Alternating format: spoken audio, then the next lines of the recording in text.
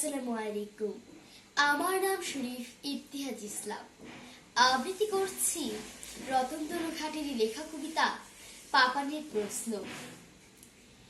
স্কুলে আজ রেজাল্ট দেবে, ব্যস্ত গোটা বাড়ি।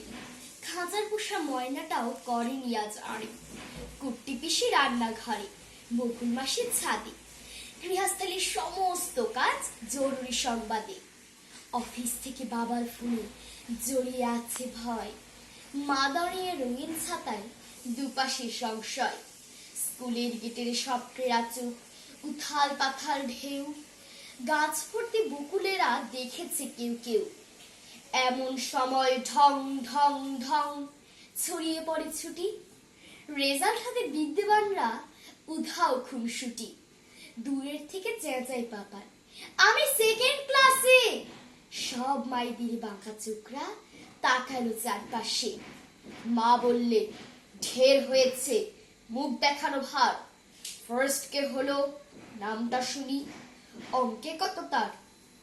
পাপান বলল, দেবল গুপ্ত।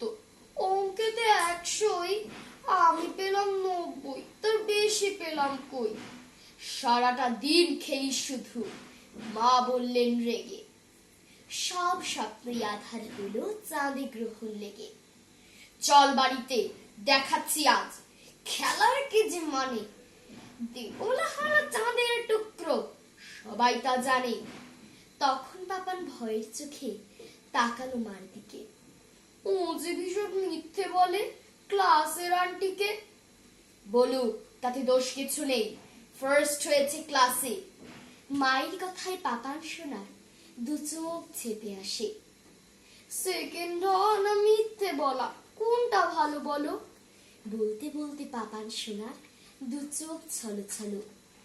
মুখের ওপর উত্তর দিস, মা বললে। এ কি, খুব শিখেছিস কথা, আজকে বাবা আসুক দেখি। মায়ের কাছে জবাব পাইনি, দু চোখ ভেসে নদী। ছোট্ট পাপান মঞ্চে উঠে প্রশ্ন করে যদি। বলুক সবাই, মঞ্চে পাপান মুখখানা যে কালো। সেকেন্ড হওয়া না মিথ্যে বলা, কোনটা বেশি ভালো?